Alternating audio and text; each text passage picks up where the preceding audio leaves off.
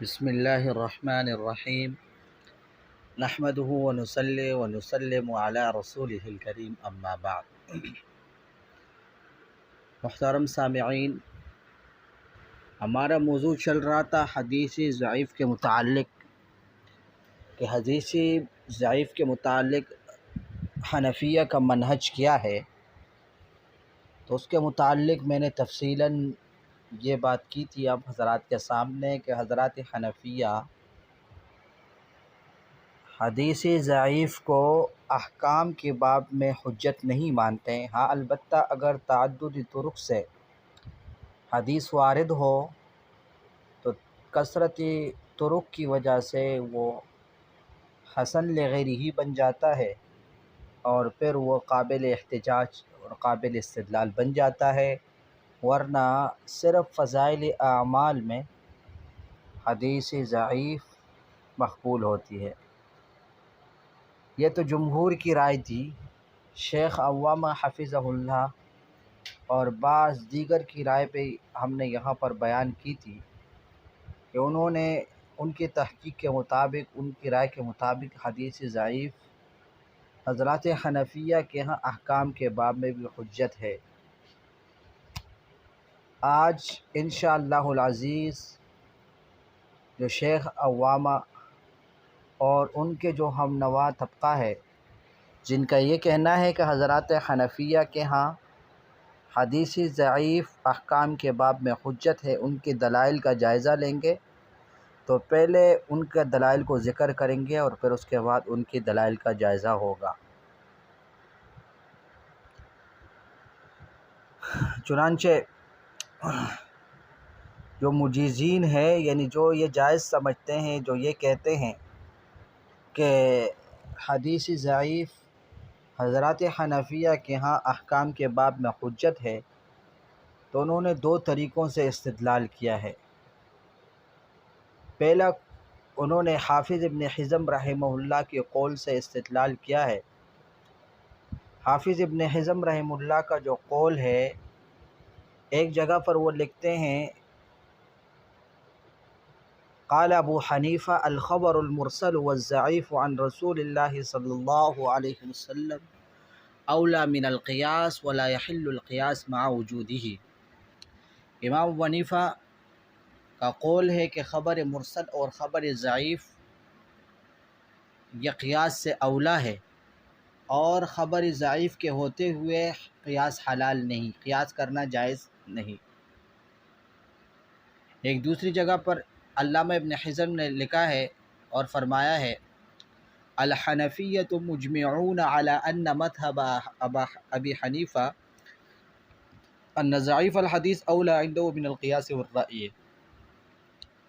کہ حضرات حنفیہ کے اس بات پر اجماع ہے کہ امام ابو حنیفہ کا مذہب یہ ہے کہ ضعیف حدیث امام صاحب کے نزدیک قیاس اور رائے سے اولا ہے۔ اور علامہ ابن حزم کے اس قول کو بہت سارے حنفیہ نے بھی ذکر کیا، جس طرح کہ ملا علی قاری الحنفی، علامہ ابن عابدین، علامہ زبیدی، علامہ فرحاوی اور علامہ عبدالحی لکھنوی وغیرہم۔ ان حضرات نے بھی حافظ ابن حزم کی اس قول کو ذکر کیا ہے۔ تو جو حضرات اس قول سے استدلال کرتے ہیں تو وہ کہتے ہیں کہ دیکھیں، حافظ ابن حزم نے جو امام صاحب کا قول نقل کیا اس بات میں صریح ہے کہ ان کے ہاں خبر ضعیف قیاس پر مقدم ہے، اور متاخرین نے بھی حضرات حنفیہ میں سے جو متاخرین ہیں یعنی ملا علی قاری وغیرہ، انہوں نے بھی اس بات کا اقرار کیا ہے، انہوں نے بھی اس بات کو تسلیم کیا ہے کہ حضرات حنفیہ کے ہاں خبر ضعیف قیاس پر مقدم ہے۔ تو یہ شیخ عوامہ کی پہلی دلیل تھی۔ دوسرا دلیل یہ ہے کہ وہ لوگ استدلال کرتے ہیں حافظ ابن تیمیہ اور علامہ ابن القیم رحمہم اللہ کی عبارتوں سے، ان دونوں نے بھی تصریح کی ہے کہ حضرات حنفیہ کا اتفاق ہے کہ ان کے ہاں حدیث ضعیف یہ قیاس پر مقدم ہے، اور ان دونوں نے بہت ساری مثالیں اس کے لیے ذکر کی ہے، جن سب مثالوں سے یہ بات واضح ہوتی ہے کہ امام صاحب کے نزدیک خبر ضعیف قیاس پر مقدم ہے۔ ان میں ایک حدیث نبیذ التمر کے ساتھ سفر کی حالت میں وضو کرنا، وہ حدیث اگرچہ ضعیف ہے اور قیاس کے مخالف ہے، لیکن امام صاحب نے اس حدیث پر عمل کیا۔ اسی طرح حدیث قہقہا ہو گیا کہ قہقہے اگر کوئی آدمی نماز کے اندر قہقہا مار لیتا ہے تو اس کی نماز جو ہے نا وہ بھی فاسد ہو جاتی ہے، اس کا وضو بھی فاسد ہو جاتا ہے۔ تو یہ قول امام ابو حنیفہ رحمہ اللہ تعالیٰ علیہ کا جو قول قیاس کے بھی خلاف ہے، اور جس حدیث سے ثابت ہے وہ خبر بھی ضعیف ہے، لیکن پھر بھی امام صاحب نے اس حدیث پر عمل کیا۔ اسی طرح مدت حیض کی اقل اور اکثر مدت کے بارے میں جو حدیث وارد ہے، اور مہر کی اقل مقدار کے بارے میں جو حدیث وارد ہے، تو وہ انتہائی ضعیف ہے حفاظ حدیث کے ہاں، لیکن اس کے باوجود امام صاحب نے تمام حدیث پر عمل کیا ہے، جن سے یہ معلوم ہوتا ہے بقول علامہ ابن تیمیہ اور علامہ ابن القیم کے کہ امام صاحب کے ہاں خبر ضعیف اور حدیث ضعیف پر عمل کرنا یہ اولا ہے قیاس سے۔ علامہ ابن القیم لکھتے ہیں کہ وَأَصْحَابُ أَبِي حَنِيفَةَ مُجْمِعُونَ عَلَىٰ أَنَّ مَذْهَبَ أَبِي حَنِيفَةَ أَنَّ ضَعِيفَ الْحَدِيثِ عِندَهُ أَوْلَىٰ مِنَ الْقِيَاسِ وَالرَّأْيِ، کہ امام صاحب کے جو اصحاب تھے، جو شاگرد تھے، تو ان سب نے اس بات پر اتفاق کیا کہ امام صاحب کا مذہب یہ تھا کہ حدیث ضعیف اس کے ہاں قیاس اور رائے سے اولا۔ تو یہ دو قسم کی دلیلیں ہو گئی شیخ عوامہ حفظہ اللہ کی، کہ وہ ایک تو علامہ ابن حزم کے قول سے، دوسرے وہ علامہ ابن تیمیہ اور اس کی شاگرد علامہ ابن القیم کی عبارتوں سے استدلال کرتے ہیں کہ حضرات حنفیہ کے ہاں حدیث ضعیف سے احکام کا اثبات جائز ہے۔ اب اس استدلال کا جائزہ لیتے ہیں۔ تو سب سے پہلے تو ہم کہتے ہیں کہ دیکھیں کہ علامہ ابن حزم کا جو قول ہے اس کے بارے میں دو قسم کے قول اس کے منقول ہے۔ پہلا، نمبر ایک، علامہ ابن حزم فرماتے ایک جگہ پر الخبر المرسل والضعیف عن رسول اللہ صلی اللہ علیہ وسلم اولا من القیاس ولا يحل القیاس مع وجودہ۔ گویا کہ اس قول کے اندر اس نے امام صاحب سے نص نقل کیا ہے، امام صاحب کی قول نقل کیا ہے کہ امام صاحب کا قول یہ ہے، اس کی رائے یہ ہے امام صاحب کی کہ خبر ضعیف اس کے ہاں قیاس سے اولا ہے۔ اور دوسری جگہ پر فرماتے ہیں الحنفیۃ مجمعون علی ان مذہب ابی حنیفہ ان ضعیف الحدیث اولا عنده من القیاس والرأی۔ تو پہلے تو اس نے امام صاحب کا قول نقل کیا ہے، اور دوسری عبارت میں اس نے امام صاحب کا قول نقل نہیں کیا بلکہ ائمہ حنفیہ کی رائے نقل کی ہے، کہ ائمہ حنفیہ کا مذہب اور ان کی رائے یہ ہے کہ ان کے ہاں حدیث ضعیف یا قیاس سے اولا ہے۔ تو سب سے پہلے ہم یہ جو اس کا قول اول ہے، یعنی امام صاحب کا قول جو اس نے نقل کیا ہے کہ امام صاحب فرماتے ہیں کہ میرے نزدیک حدیث ضعیف قیاس سے اولا ہے، تو سب سے پہلے ہم اس کا جائزہ لیں گے۔ ہم کہتے ہیں کہ یہ جو قول ہے جس کی نسبت علامہ ابن حزم نے امام صاحب کی طرف کی ہے، تو امام صاحب سے جو روایت ظاہر روایت میں منقول ہے، ظاہر روایت کے اعتبار سے جو روایت امام صاحب سے مروی ہے، تو ان روایات کی یہ خلاف ہے۔ چنانچہ اس کے چند نمونے آپ کے خدمت میں پیش کرتا ہوں۔ سب سے پہلے سفیان الثوری عن ابی حنیفہ، حضرت سفیان ثوری رحمہ اللہ تعالی امام صاحب سے نقل کرتے ہیں قال کہ امام صاحب فرماتے ہیں انی آخذ بکتاب اللہ اذا وجدتہ، کہ جب میں اللہ کی کتاب میں سے دلیل پاتا ہوں تو پھر اللہ کی کتاب سے دلیل پکڑتا ہوں، اسی سے احتجاج کرتا ہوں۔ اور فما لم اجد فیہ اخذت بسنت رسول اللہ والآثار الصحاح عنہ التي فشت فی اید الثقات عن الثقات، اور اگر مجھے ایک مسئلہ کتاب اللہ میں نہیں ملے تو پھر رسول اللہ کے سنت اور ان صحیح آثار سے استدلال کرتا ہوں کہ جو ثقات کے ہاں مشہور ہو اور وہ ثقات سے روایت کرنے والے ہوں۔ فَإِذَا لَمْ أَجِدْ فِي کتاب اللہ ولا سنت رسول اللہ اخذت بقول اصحابہ، اگر مجھے کوئی مسئلہ نہ کتاب اللہ میں ملے اور نہ سنت رسول اللہ میں ملے تو اس کے بعد میں پھر حضور کے صحابہ کے قول سے استدلال کرتا ہوں، منشئ، یعنی جس کا میں چاہتا ہوں، جس کا قول میرے ہاں راجح ہو، وَأَدَعُ قَوْلُ مَنْ شِئْتُ، اور جس کا قول میں چاہتا ہوں اس کو ترک کر دیتا ہوں، ثُمَّ لَا أَخْرُجُ عَنْ قَوْلِهِمْ إِلَىٰ قَوْلِ غَيْرِهِمْ، لیکن بات یہ ہے کہ میں صحابہ کے قول سے کسی دوسرے کے قول کی طرف نہیں نکلتا۔ یعنی مسئلہ ایسا ہے کہ صحابہ کرام کے درمیان اختلاف ہے، تو جس صحابی کا قول میرے نزدیک راجح، اسی صحابی کے قول پر میں عمل کر لیتا ہوں اور دوسرے صحابی کے قول چھوڑ دیتا ہوں، لیکن ایسی رائے اختیار نہیں کرتا کہ وہ صحابہ کرام میں سے کسی نے بھی اختیار نہیں کی، صحابہ کرام کی اقوال سے خروج نہیں کرتا۔ یہ تو ایک سفیان ثوری نے نقل کیا ہے، اور ابو حمزہ السکری نے روایت کیا ہے کہ سمعت ابا حنیفہ، کہ میں نے امام صاحب سے سنا، یقول، آپ فرما رہے تھے، اذا جاء الحدیث الصحیح الاسناد عن النبی اخذنا به، کہ جب ہمارے پاس صحیح حدیث جس کا اسناد آپ سے ثابت ہو وہ ہمارے پاس آ جاتی ہے تو ہم اس کو پکڑ لیتے ہیں، اس سے استدلال کرتے ہیں۔ تو اب دیکھیں، یہ دو جو روایتیں امام صاحب سے، ایک سفیان ثوری نے نقل کیا، دوسرا ابو حمزہ السکری نے نقل کیا ہے، ان دونوں روایتوں کے اندر اس بات کی تصریح ہے کہ اگر امام صاحب حدیث صحیح کو نہ پاتے تو پھر صحابہ کرام کے قول کو لیتے، اور اگر صحابہ کرام کا قول بھی نہ ملتا تو پھر قیاس کرتے۔ تو ثابت ہوا کہ حافظ ابن حزم نے جو امام صاحب سے جو بات نقل کی ہے کہ امام صاحب حدیث ضعیف کو قیاس پر مقدم کرتے، تو وہ ان روایت کے خلاف ہیں، اور یہ روایات امام صاحب سے مشہور ہے، بلکہ ظاہر الروایت ہے، تو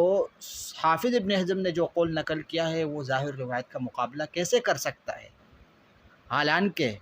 اس قول کو ائمہ حنفیہ میں سے جو متقدمین ہیں انہوں نے بھی حافظ ابن حزم رحمہ اللہ سے جو قول حافظ ابن حزم نے ذکر کیا ہے، تو متقدمین حنفیہ نے بھی اپنی کتابوں میں اس قول کو ذکر نہیں کیا۔ ایک اور روایت ہے، بہت سارے لوگوں نے امام صاحب سے روایت کیا ہے، انہ قال، امام صاحب فرماتے ہیں،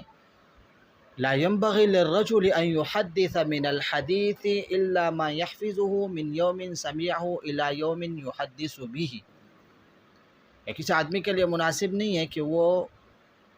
حدیث بیان کرے، اس وقت تک اس کے لیے مناسب اور جائز نہیں کہ حدیث بیان دے جب تک کہ اس حدیث کو اس دن سے یاد کرے جس دن اس نے سنا ہو، اور اس دن تک یاد رکھے جس دن وہ حدیث بیان کرے گا۔ یعنی گویا کہ اس قول کے اندر امام صاحب نے اخذ بالحدیث کے لیے شرط لگائی کہ راوی اس حدیث کو یاد کرے اور پھر اس کا یاد کرنا مستمر رہے تحمل کے وقت سے لے کر ادا کے وقت تک، اور اس وقت میں بیچ میں کوئی نسیان وغیرہ، بھول چوک وغیرہ کا تخلل وہ نہ آئے۔ تو لہٰذا جب امام ابو حنیفہ رحمہ اللہ نے اتنی مشکل شرط لگائی ہے حدیث کے اخذ بالحدیث کے لیے، تو کیسے امام صاحب حدیث ضعیف سے استدلال کر سکتے ہیں؟ تو یہ روایت بھی حافظ ابن حزم نے جو بات نقل کی ہے اس کے مخالف ہو رہی ہے۔ لہذا جو بات ظاہر ہے، امام صاحب سے جو روایت ثابت ہے ان سے جو بات ظاہر ہو رہی ہے وہ یہ ہے کہ امام صاحب کے نزدیک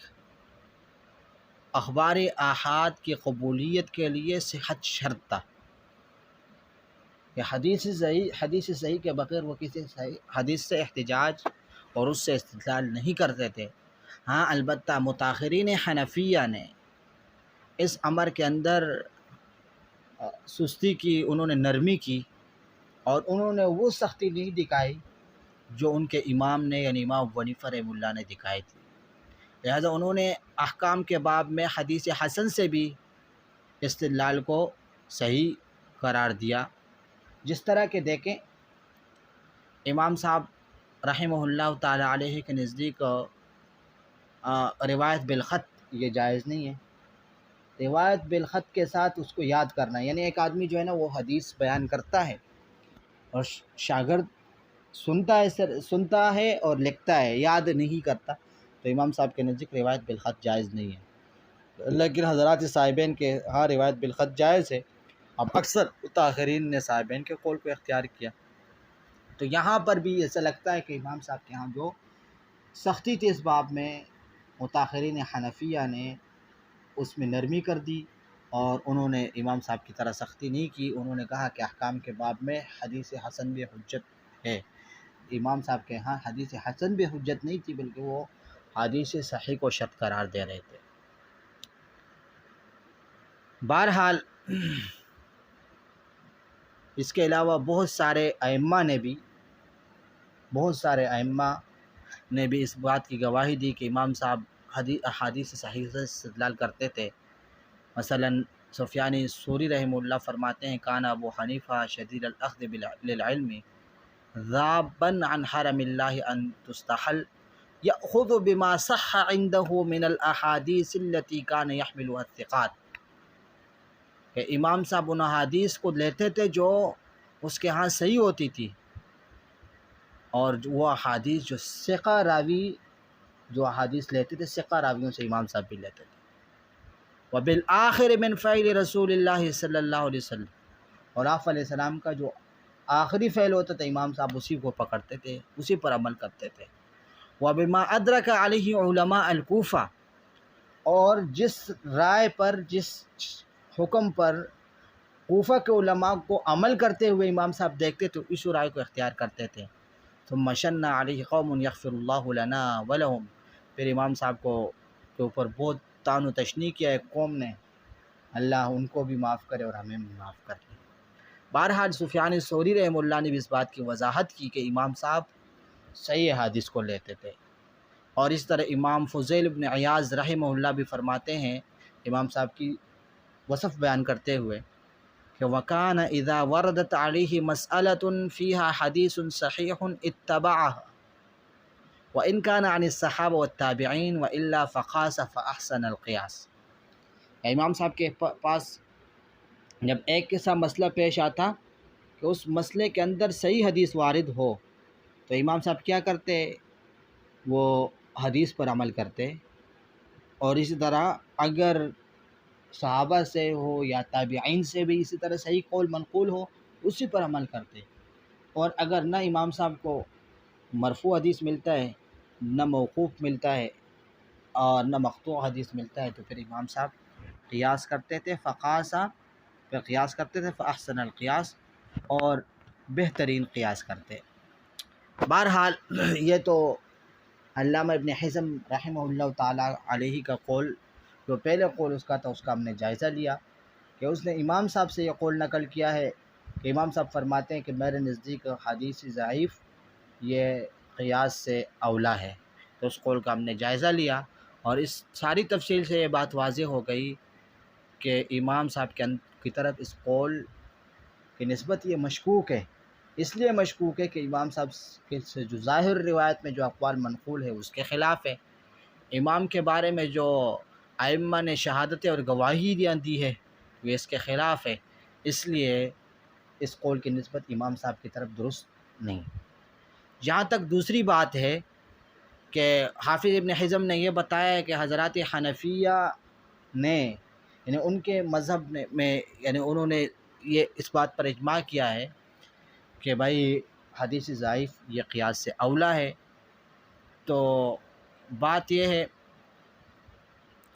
یہ اجماع بھی متقدمین کی کتابوں میں موجود نہیں، بلکہ بہت سارے مناقب کی جو کتابیں ہیں، امام صاحب کی مناقب کی کتابیں ہو گئی امام صاحب کے بارے میں، یعنی مناقب ابی العواب، مناقب السیمری ہو گیا، اور اسی طرح تاریخ بغداد، تو اس میں امام صاحب کے بارے میں بہت ساری روایات ملتی ہے، لیکن اس کے بارے میں یہ روایت نہیں ملتی جس کے بارے میں حافظ ابن حزم یہ کرتے ہیں کہ بھائی حضرات حنفیہ کا اس بارے میں اجماع ہے کہ امام صاحب کے ہاں حدیث ضعیف یہ اولا ہے قیاس اور رائے سے۔ تو بھائی یہ بات امام صاحب کے مناقب کے بارے میں جو کتاب ہے، کسی بھی کتاب کے اندر یہ بات درج نہیں ہے۔ حالانکہ وہ اکثر اوقات میں اس طرح کے اصول کو جو امام صاحب سے مروی ہے اس کو چھوڑتے نہیں ہیں، بلکہ خاص طور پر وہ ان اصول کے ذکر کرنے کے لیے باب قائم کرتے ہیں جس میں ان اصولوں کو ذکر کیا جاتا ہے جن پر امام صاحب کے مذہب کا بنیاد رکھا گیا، اور اس میں وہ یہ بات تو ذکر کرتے ہیں، یعنی اسی باب میں یہ بات تو انہوں نے ذکر کی ہے سب نے، کہ امام صاحب حدیث صحیح سے استدلال کرتے تھے، لیکن کسی نے بھی جو مناقب کی کتابیں جن حضرات نے لکھی، کسی نے بھی یہ بات امام صاحب سے نقل نہیں کی۔ پھر حافظ ابن حزم نے خود بھی اس روایت کا سند ذکر نہیں کیا۔ جب خود بھی سند ذکر نہیں کیا تو ایک ایسا بڑا اصول جس پر بہت سارے احکام اور فروع فقہیہ کا مدار ہو، تو اس طرح بے سند روایت سے کیسے ثابت ہو سکتی ہے اتنا بڑا اصول؟ اگر یہ روایت امام صاحب سے ثابت ہوتی تو امام صاحب کے جو شاگرد یعنی امام ابو یوسف، امام محمد بن حسن الشیبانی، امام حسن بن زیاد اور ان کے شاگرد اور ان کے شاگردوں کے شاگرد اسی طرح آخر تک ایک دوسرے سے تسلسل اور تواتر کے ساتھ روایت کرتے، جس طرح کہ انہوں نے امام صاحب کے دیگر اصول کو روایت کیا، لیکن انہوں نے کسی نے بھی متقدمین میں سے اس روایت کو نقل نہیں کیا، تو بھائی یہ اس بات کی دلیل ہے کہ حافظ ابن حزم کا یہ قول یہ مقبول نہیں ہے۔ کیوں؟ اس لیے کہ کہا جاتا ہے نا، قاعدہ ہے خبر الواحد فیما تعم به البلوى غیر مقبول، کہ ایک آدمی کا قول فیما تعم به البلوى جس میں بلوہ کا تقاضا ہو، یعنی ابتلاء عام ہو،